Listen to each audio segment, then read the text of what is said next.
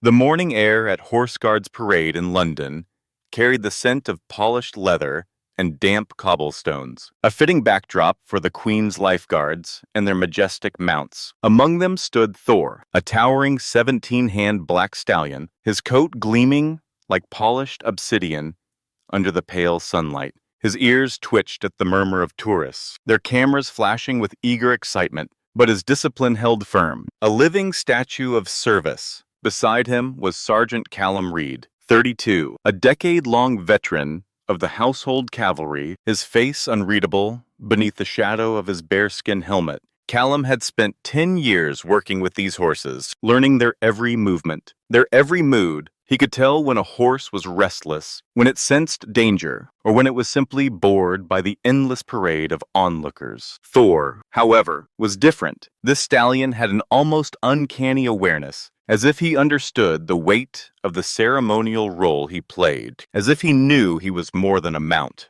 He was a guardian of tradition, a soldier in his own right. Thor's story began 5 years earlier, on a stormy night in County Kildare, Ireland. Callum remembered it vividly, the rain lashing against the stable windows as he and a small team from the household cavalry arrived at an abandoned stud farm. They had received a tip about neglected horses, but nothing prepared them for what they found. The farm reeked of neglect, the stalls caked with mud and filth, the air heavy with the stench of decay. Then they heard it, a furious pounding against wood, a sound of raw desperation. In a stall so small he couldn't turn around, they found a young black yearling, emaciated and wild-eyed, his coat matted with mud and blood from rubbing against the splintered walls. His ribs protruded beneath his dull coat, and his legs trembled from exhaustion. But there was a fire in his eyes, a fierce determination to survive. The farm's owner, a drunken man with a temper, arrived just as they were freeing the horse, screaming that they had no right to be there, when he grabbed a pitchfork and lunged at Callum. The young horse, later named Thor, did something extraordinary. Despite his weakened state, he positioned himself between Callum and the man, his small body trembling but resolute, as if he knew he had to protect this stranger who had come to save him. That moment sealed their bond. It took months of careful rehabilitation, fresh hay, gentle grooming, endless patience, but Thor grew into the majestic stallion he was today, his scars a testament to his resilience, his loyalty a reflection of the soldier's spirit he embodied. Now, standing at Horse Guards Parade, Thor's presence was a quiet reminder of that stormy night. Callum ran a gloved hand along the stallion's neck, feeling the steady warmth beneath his coat, a ritual that grounded them both before the day's duties began. The crowd buzzed with excitement, tourists from all over the world, snapping photos and whispering in awe at the precision of the guards. Among them was Eleanor Grayson, a 68-year-old widow from Virginia, visiting London with her daughter. Sarah, Eleanor's late husband, Tom, had been a Marine, wounded in Vietnam, and she had always admired the military traditions of the Royal Guards. She stood near the front, her gray scarf fluttering in the breeze, her eyes tracing the gleam of Thor's ceremonial tack. There was something about the horse that reminded her of Tom, his quiet strength, his unyielding sense of duty. Sarah stood beside her, her phone ready to capture the moment. But Eleanor's gaze was fixed on Thor, a faint smile tugging at her lips. "My Tom would have loved this," she murmured to Sarah, who nodded, squeezing her mother's hand. But as they watched, a slurred voice shattered the calm. "Come on. It's just a dumb horse. Watch this." Jared Thompson, a 45-year-old American tourist, stumbled past the barriers, his face flushed from too much beer, a can still clutched in his hand. His friends, a group of middle-aged men in baseball caps, laughed nervously. But Jared, emboldened by liquid courage, ignored their hesitation. He wore a faded polo shirt and designer jeans, his sunglasses perched crookedly on his nose, a man who carried himself with the arrogance of someone used to getting his way. Jared had been drinking since breakfast, a habit that had grown worse since his divorce a year ago. Back in Chicago, he'd been a mid-level executive at a logistics firm, but the stress of his failing marriage and the loss of custody of his 2 daughters had driven him to the bottle. This trip to London was supposed to be a distraction, a chance to forget his troubles. But the alcohol only amplified his bitterness, turning him into a man looking for trouble. Eleanor's grip tightened on Sarah's arm as she watched Jared approach Thor, her voice barely a whisper. This won't end well. Before Callum could react, Jared lunged forward and yanked Thor's bridle, his laughter echoing across the parade ground. A hush fell over the crowd, the air thick with tension. Thor's ears pinned back, a warning sign that Callum recognized immediately. The sergeant's voice cut through, sharp and commanding. Step back now. But Jared smirked. Relax, mate. It's not like it's going to... His words were cut short as Thor's head snapped up, nostrils flaring. In one fluid motion, the stallion sidestepped, his massive shoulder knocking Jared off balance. The tourist stumbled backward, arms flailing, before landing hard in a shallow puddle of mud. Gasps, laughter, and a few shocked curses erupted from the crowd. Eleanor clutched her scarf, her heart racing, while Sarah lowered her phone, too stunned to keep filming. Callum exhaled, torn between reprimand and relief. Thor hadn't lashed out violently. He didn't need to. The message was clear. Disrespect had consequences. The silence following Thor's calculated move lasted only a second before chaos erupted. Camera phones snapped up, capturing Jared sprawled in the mud, his designer jeans ruined, his pride shattered, worse than the sunglasses that flew off his face and skidded across the cobblestones. A child's giggle cut through the tension, making Jared's face burn crimson with humiliation. Callum positioned himself between Thor and the fuming tourist, his voice carrying military authority. You were warned. Sir, these horses aren't props for your entertainment. Jared scrambled to his feet, mud dripping from his elbows, his polo shirt clinging to his skin, stained and soggy. He pointed an accusatory finger at Thor, his voice trembling with fury. That damn animal attacked me. Thor merely blinked, his dark eyes reflecting the morning sun with an unsettling calm, as if he understood the absurdity of the accusation. A woman in the crowd, a middle-aged British tourist with a Union Jack scarf, shouted, "We all saw you pull his bridle first." Others murmured agreement,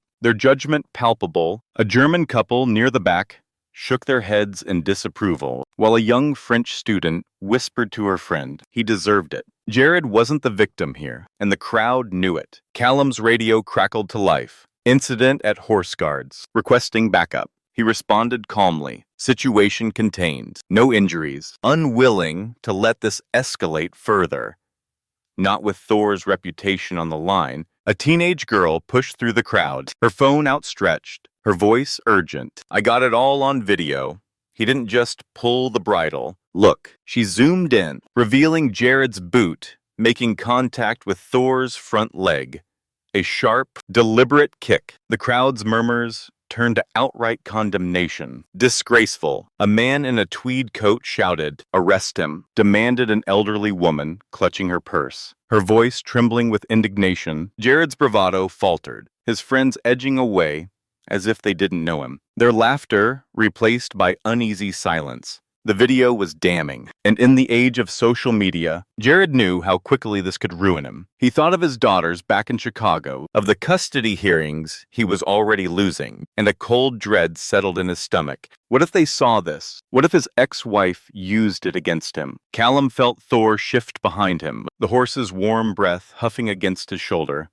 Not anger, but something deeper. Disappointment. These majestic creatures dedicated their lives to service, their training a testament to centuries of tradition, only to be disrespected by a tourist seeking cheap laughs. Police arrived, their fluorescent vests cutting through the crowd. They took one look at the video and separated Jared from the gathering. We'll need that footage, one officer told the teen. Before turning to Callum, Sergeant, does the MOD wish to press charges? Callum glanced at Thor, who stood tall, his ceremonial tack glinting in the sunlight. Every inch the regal guardian he was trained to be. This isn't just about assaulting a military animal, Callum stated loudly, his voice carrying over the murmurs of the crowd. This is about disrespecting centuries of tradition. The Crown takes such matters seriously. Jared's face paled as the officers led him away, his hands trembling, the weight of his actions crashing down on him. The video hit social media at 11:37 a.m.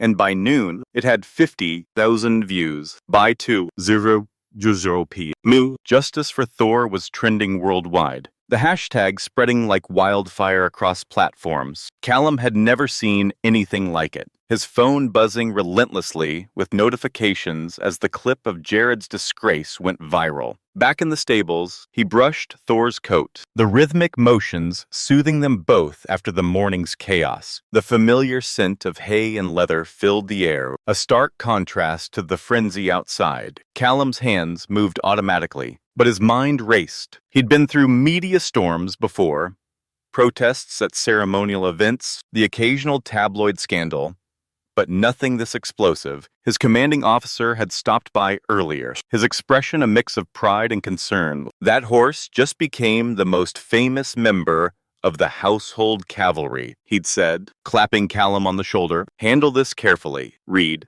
Callum nodded, but he couldn't shake the unease in his chest. Fame was a double-edged sword, and he worried what it might mean for Thor, a horse who thrived on routine and discipline, not the chaos of internet stardom. Eleanor Grayson sat in her London hotel room, watching the viral clip on her daughter's phone, her hands trembling as tears welled in her eyes. He's a soldier, just like my Tom, she whispered, her voice thick with emotion. Tom had been a Marine, wounded in Vietnam, and he'd always had a soft spot for animals, especially horses. After his injury, he'd spent hours at a local stable, finding solace in their quiet strength. Eleanor remembered how he'd come home one day, his eyes bright with a rare joy, telling her about a mare who'd let him brush her mane for the first time. That horse saved me today. Ellie, he'd said, his voice soft but certain. Now, watching Thor's calm defiance in the face of disrespect, Eleanor felt a connection to the stallion, as if he carried the same spirit her husband had. Sarah hugged her, her own eyes misty. The world needs to see this. Mom, she said, her voice firm. Eleanor nodded, her resolve hardening. She'd make sure her veterans group back in Virginia heard Thor's story.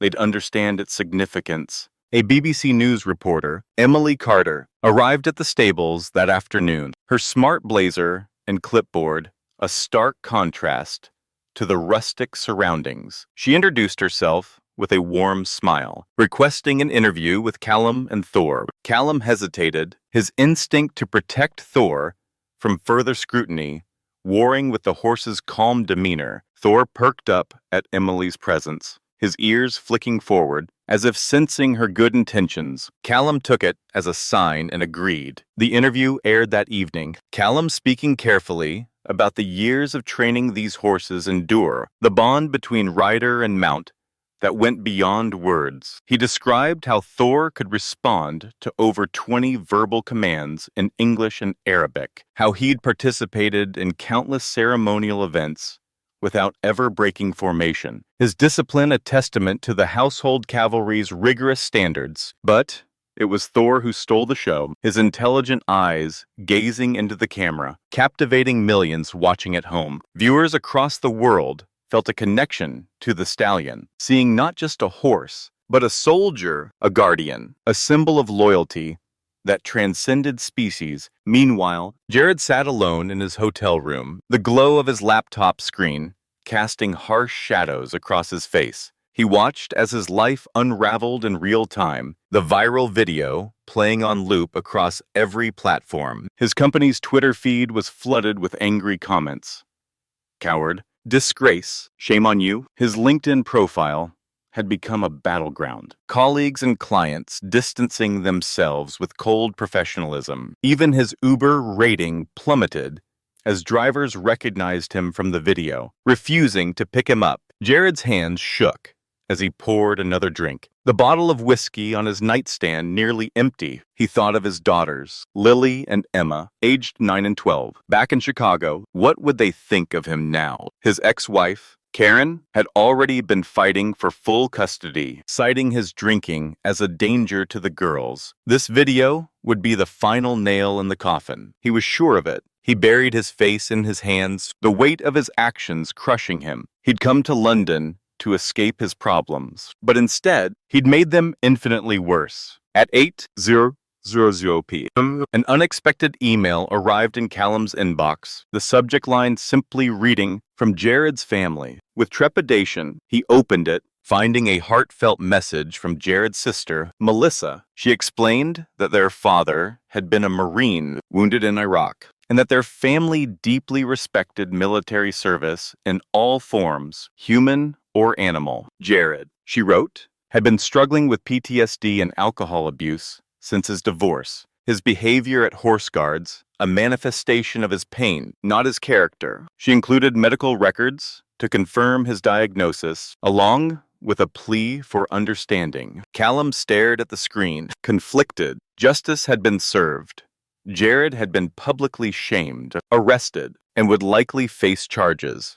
But at what cost? Callum thought of the veterans he knew, men and women who battled similar demons, their struggles hidden beneath the surface. The internet had turned Jared into a villain, but the truth was more complex, a reminder of the human cost of trauma. The next morning, Callum made a decision. With his commander's permission, he released a brief statement to the press. The household cavalry accepts Mr. Thompson's apology. We hope this incident raises awareness about respecting all service animals and the importance of mental health support for veterans. Thor nudged Callum's shoulder as he finished typing, the stallion's warm breath, a quiet reassurance, as if he approved of the gesture. Later that day, Jared appeared at a coffee shop near Wellington Barracks, his usual swagger replaced by a nervous hesitation. He stood awkwardly in the doorway, his hands stuffed in his pockets, his eyes bloodshot from lack of sleep. "Sergeant Reed," he said, his voice devoid of its previous arrogance.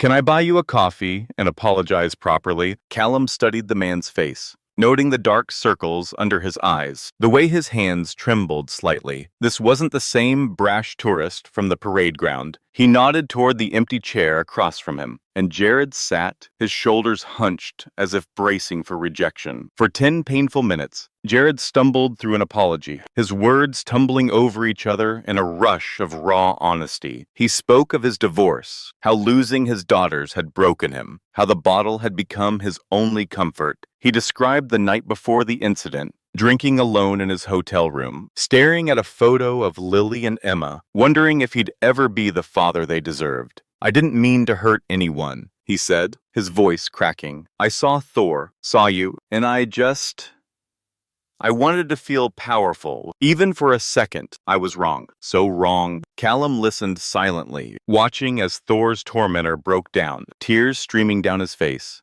The raw honesty was unexpected, a stark contrast to the man who'd laughed as he yanked Thor's bridle. When Jared finished, Callum pushed back his chair, his expression unreadable. "It's not Thor you need to apologize to," he said. "Come with me." The walk to the stables was tense, Jared flinching at every camera, phone pointed their way. The weight of his internet infamy pressing down visibly. Passersby whispered and stared, some snapping photos, others shaking their heads in disgust. Jared kept his head down, his hands shoved deep in his pockets, his face pale. When they reached Thor's stall, the massive horse lifted his head curiously, nostrils flaring, as he took in Jared's scent. Callum handed Jared an apple, his voice calm but firm. "Hold it flat on your palm. Like this." Jared's hand shook as Thor approached, the stallion's dark eyes studying him with an intensity that made Jared's breath catch. Thor hesitated,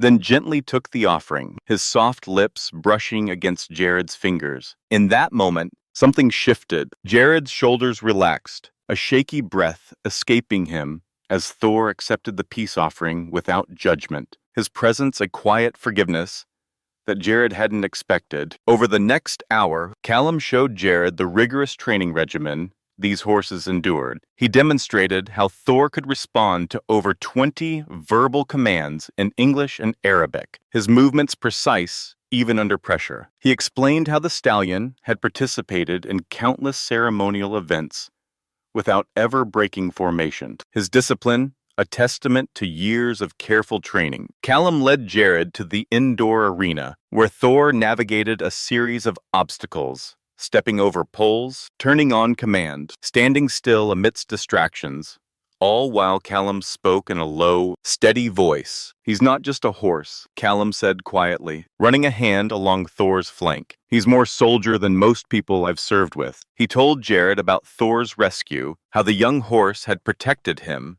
that stormy night in Ireland, how he'd spent months nursing him back to health, building a bond that went beyond words. Jared listened, his eyes fixed on Thor, a mixture of awe and shame on his face. "You treated him like a carnival ride," Callum continued, his voice soft but unyielding. "But he's a guardian, a soldier, a partner." Jared wiped at his eyes, his voice barely a whisper. "I didn't know. I didn't understand. How can I make this right?" Jared asked, his voice trembling with sincerity. Callum had been waiting for this question. He pulled a brochure from his pocket, a pamphlet for a veterans therapy program that used equine-assisted therapy to help those struggling with PTSD. "Start here," he said, handing it to Jared. "Then maybe we'll talk about you volunteering at the stables." Jared took the brochure, his fingers tracing the image of a horse on the cover, his eyes distant but determined. He nodded, a small spark of hope flickering in his chest for the first time in months. As they parted ways, Callum watched Jared walk toward the tube station, his posture straighter than when he'd arrived, the brochure clutched tightly in his hand. Thor nudged Callum's shoulder, the stallion's dark eyes calm and knowing, as if he understood the significance of the moment. That evening, a new video began circulating online, a stark contrast to the one that had gone viral days before. It showed Jared Thompson, sober and remorseful, sitting in a quiet room, speaking candidly about his struggles with PTSD and alcohol, his newfound respect for military working animals, and his gratitude for the chance to make amends. He held up the brochure Callum had given him, his voice steady, despite the emotion in his eyes. "I was wrong," he said, looking directly into the camera. "I disrespected a soldier, a horse who served more honorably than I ever have. I'm going to get help, and I'm going to do better for my daughters, for myself, and for the animals who deserve our respect." The comment section, usually a battleground of outrage, filled instead with messages of support and understanding. People shared their own stories of redemption, of battling addiction and trauma, of finding solace in unexpected places. Jared read the comments late into the night, tears streaming down his face, a fragile hope taking root in his heart. 6 months later, Thor's retirement ceremony took place at Horse Guards Parade, drawing a respectful crowd that stood in reverent silence, their phones notably absent. Jared stood at the front, now clean-shaven and sober, wearing the pin of a charity he'd founded in Thor's honor. The organization, named Guardians of Valor, paired rescued horses with struggling veterans, offering equine-assisted therapy to help them heal from the scars of war. Jared had thrown himself into the work, attending therapy sessions, staying sober, and volunteering at the stables, as Callum had suggested. He'd even begun writing letters to his daughters, hoping to rebuild the trust he'd lost, one step at a time. Beside him stood the teenage girl who'd filmed the original video, now interning with the Household Cavalry's media team, her eyes bright with pride as she watched Thor take his final ceremonial steps. As the band struck up the ceremonial music, Thor moved with the same majestic precision he'd always shown, though Callum noticed a slight stiffness in his gait. 17 years was a long career for a cavalry horse. The commanding officer's voice boomed across the square. "For exceptional service and embodying the values of the Household Cavalry, this regiment honors Thor with full military honors." The crowd erupted in applause, not the raucous cheers of internet fame, but a deep, meaningful ovation that spoke of respect and gratitude. Callum felt a lump in his throat as he removed Thor's ceremonial tack for the last time, his hands lingering on the stallion's neck. Thor turned his head, nuzzling Callum's shoulder, his warm breath a quiet farewell, as if to say, "It's all right." Thor's new home was a sprawling sanctuary in the English countryside, funded by the profits of an award-winning documentary that chronicled his life. The film, titled Thor, A Soldier's Journey, had touched millions, weaving together footage of his rescue from that neglected farm in Ireland, his years of training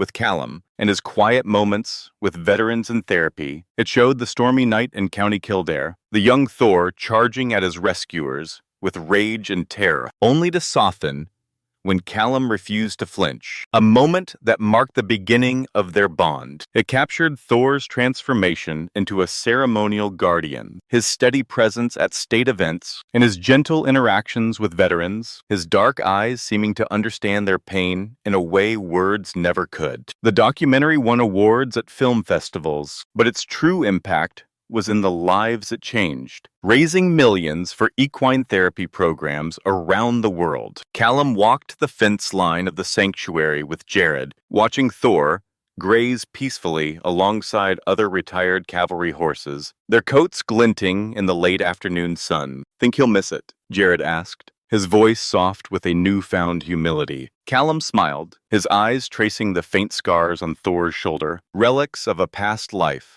"He'll miss the apples from tourists. But this is his victory lap." Thor lifted his head, letting out a soft whinny that carried across the fields, a sound of contentment that warmed Callum's heart. Jared nodded, a small smile tugging at his lips. He'd been coming to the sanctuary every weekend, helping with the horses, learning their routines, finding a sense of purpose he'd thought he'd lost forever. He'd even brought his daughters to visit once, their laughter echoing through the fields as they fed Thor carrots, their eyes wide with wonder. It was a small step, but it was a start. In Virginia, Eleanor Grayson sat in the community center of her small town, a projector screen glowing with images of Thor. She'd organized a screening of the documentary for her veterans group, the room filled with men and women who'd served in conflicts from Vietnam to Iraq. Eleanor stood at the front, her voice steady despite the emotion in her chest. "My Tom would have loved Thor," she said, her eyes shining with unshed tears. "He always said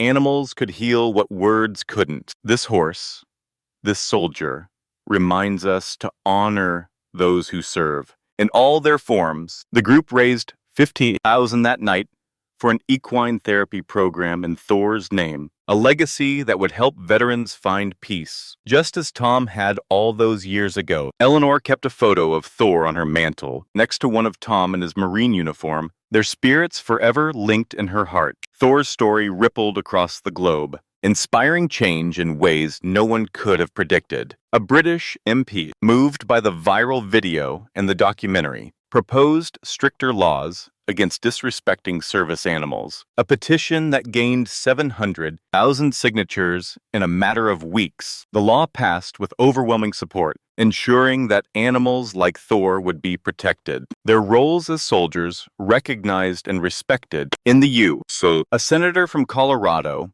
launched a national program to support equine therapy for veterans, inspired by justice for Thor. The program paired retired military horses with soldiers struggling with PTSD, offering a safe space to heal through the quiet companionship of these majestic creatures. Social media continued to buzz with stories of Thor's impact, users sharing their own experiences of animals and soldiers showing loyalty in the face of adversity. A retired Army sergeant in Texas posted a photo of his service dog, a German Shepherd, who'd saved his life in Afghanistan, writing, "Thor reminds me of my Max. Soldiers come in all forms." In London, a small plaque was unveiled at Horse Guards Parade, a tribute to Thor's service. It read simply, "For Thor, guardian of honor, whose loyalty inspired the world." Tourists now stopped to read the plaque, their voices hushed with respect as they spoke of the black stallion who'd taught a lesson in loyalty that echoed far beyond that muddy morning. Callum visited the plaque often, his fingers tracing the engraved words, a quiet pride in his chest. He'd kept a lock of Thor's mane, braided and tucked into a small box in his quarters, a reminder of the horse who'd changed his life as much as he'd changed Thor's. Jared's journey continued, a slow but steady path toward redemption. He attended therapy sessions religiously, his counselor helping him confront the trauma of his father's injury and his own struggles with PTSD. He stayed sober, marking each month with a small celebration. ice cream with his daughters, a quiet dinner with his sister. Guardians of Valor grew, its programs expanding to 3 states, with plans for a national rollout. Jared often spoke at events, sharing his story with raw honesty, his voice steady as he described the moment Thor accepted his apple, the moment he realized he could change. He'd reconnected with his daughters, their relationship fragile but growing, their laughter a balm to his wounded heart. One evening, as he watched Lily and Emma play in the park, he pulled out his phone and looked at a photo of Thor, the stallion's dark eyes gazing back at him. "Thank you," he whispered, a promise to keep moving forward, to honor the lesson Thor had taught him. Thor, now grazing under a crimson sunset at the sanctuary, had become a symbol of second chances, his legacy carried on by those he'd touched. He spent his days wandering the fields, his coat still gleaming, his scars a testament to a life of resilience. Other horses in the sanctuary looked to him, their leader, their guardian, as if they sensed the strength that had carried him through so much. Callum visited often, bringing apples and carrots, sitting by the fence as Thor grazed nearby. The two of them sharing a quiet understanding that needed no words. The sun dipped below the horizon, painting the sky in hues of amber and gold, and Thor lifted his head, letting out a soft whinny that echoed across the fields, a fitting farewell to a legend whose loyalty had touched millions.